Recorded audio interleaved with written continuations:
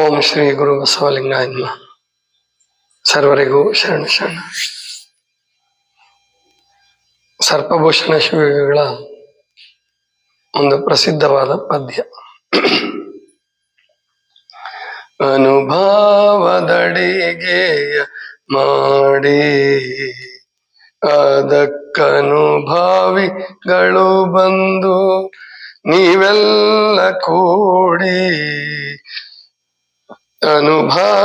ಅನುಭಾವದಡಿಗೆಯ ಮಾಡಿ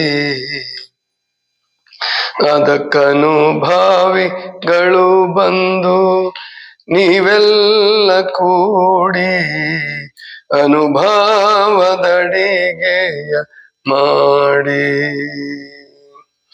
ತನುವೆಂಬ ಭಾಂಡವ ತೊಳೆದು ಕೆಟ್ಟ ಮನದ ಜಂಜಡವೆಂಬ ಮುಸುರೆಯ ಕಳೆದು ತನುವೆಂಬ ಭಾಂಡವ ತೊಳೆದು ಕೆಟ್ಟ ಮನದ ಜಂಜಡವೆಂಬ ಮುಸುರೆಯ ಕಳೆದು ಘನವೆಂಬ ಮನೆಯನೆ ಬಳಿದು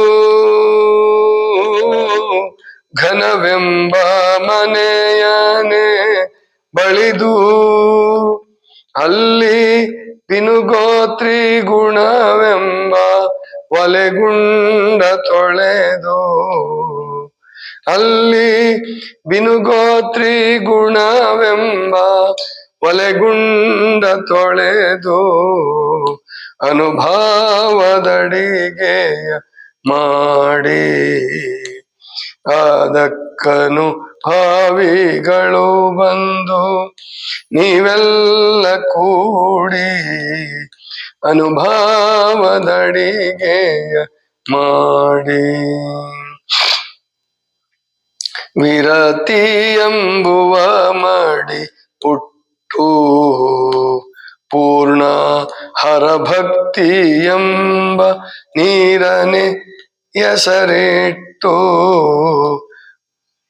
ವಿರತಿ ಎಂಬುವ ಮಾಡಿ ಒಟ್ಟು ಪೂರ್ಣ ಹರಭಕ್ತಿ ಎಂಬ ನೀರನೆ ಹೆಸರಿಟ್ಟು ಅರಿವೆಂಬ ಬೆಂಕಿಯ ಕೊಟ್ಟು ಅರಿವೆಂಬ ಬೆಂಕಿಯ ಕೊಟ್ಟು ಮಾಯಾ ಮರವೇ ಎಂದೆಂಬ ಕಾಷ್ಟಗಳನ್ನೆಲ್ಲ ಸುಟ್ಟು ಮಾಯಾ ಮರವೇ ಎಂದೆಂಬ ಕಾಷ್ಟಗಳನ್ನೆಲ್ಲ ಸುಟ್ಟು ಅನುಭಾವದಡಿಗೆಯ ಮಾಡಿ ಪರವೆಂಬ ಸಾಮಗ್ರಿ ಗೂಡಿ ಸಾರತರ ಮೋಕ್ಷವೆಂದೆಂಬ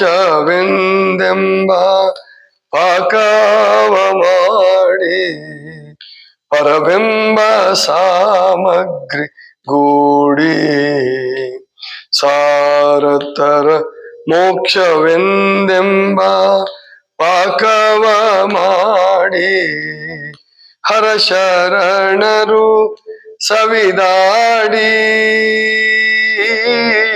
ಹರ ಶರಣರು ಸವಿದಾಡಿ ನಮ್ಮ ಗುರು ಸಿದ್ಧ ದೇವನ ಚರಣವ ಪಾಡಿ ನಮ್ಮ ಗುರು ಸಿದ್ಧ ದೇವನ ಚರಣವ ಪಾಡಿ ಅನುಭಾವದಡಿಗೆಯ ಮಾಡಿ ಅದಕ್ಕನು ಭಾವಿಗಳು ಬಂದು ನೀವೆಲ್ಲ ಕೂಡಿ ಅನುಭಾವದಡಿಗೆಯ ಮಾಡಿ ಅನುಭಾವದಡಿಗೆಯ ಮಾಡಿ ಅನುಭಾವದಡಿಗೆಯ ಮಾಡಿ. ಸಾಮಾನ್ಯವಾಗಿ ಆಧ್ಯಾತ್ಮ ಜೀವಿಗಳು ಅಡಿಗೆ, ಕೃಷಿ ಮತ್ತು ಬೇರೆ ಬೇರೆ ದೈನಂದಿನ ಜೀವನದ ದೃಷ್ಟಾಂತಗಳನ್ನು ತೆಗೆದುಕೊಂಡು ಘನತರವಾದಂತಹ ತತ್ವವನ್ನು ನಮಗೆ ಅರ್ಥ ಮಾಡಿಸೋದಕ್ಕೆ ಪ್ರಯತ್ನ ಪಡ್ತಾರೆ. ಇವರದ್ದೇ ಸರ್ಪಭೂಷಣ ಶಿವಗಳದ್ದೇ ಇನ್ನೊಂದು ಹಾಡಿದೆ, ಶರೀರವೆಂದೆಂಬ ಹೊಲನ ಹಸನ ಮಾಡಿ ಪರತತ್ವ ಬೆಳೆಯನೇ ಬೆಳೆದುಣ್ಣಿರು. ಅದು ಬಹಳ ಅದ್ಭುತವಾಗಿದೆ. ಈ ಹಾಡಲ್ಲಿ ಅಡಿಗೆ ಮಾಡೋದು ಎಲ್ರಿಗೂ ಗೊತ್ತಿರ್ತದೆ. ಅಡಿಗೆ ಮಾಡದೇ ಇದ್ರೂ ಕೂಡ ಮಾಡೋ ಪ್ರಕ್ರಿಯೆ ಎಲ್ರಿಗೂ ಗೊತ್ತಿರುತ್ತೆ. ಅಲ್ಲಿ ಹೊರಗಿನ ಅಡಿಗೆಯನ್ನ ಮಾಡ್ತಿರಲ್ಲ, ಹಾಗೆ ಒಳಗೆ ಅನುಭವದ ಅಡಿಗೆಯನ್ನ ಮಾಡ್ರಿ ಅಂತಾರ.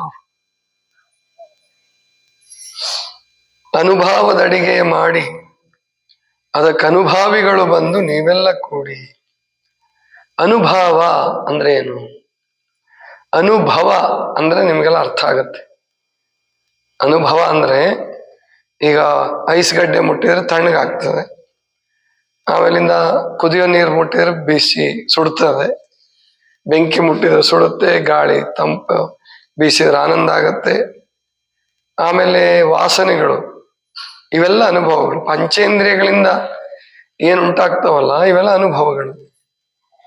ಅನುಭಾವ ಅಂದ್ರೆ ಅದು ಅಂತರಂಗದ ವಿಷಯ.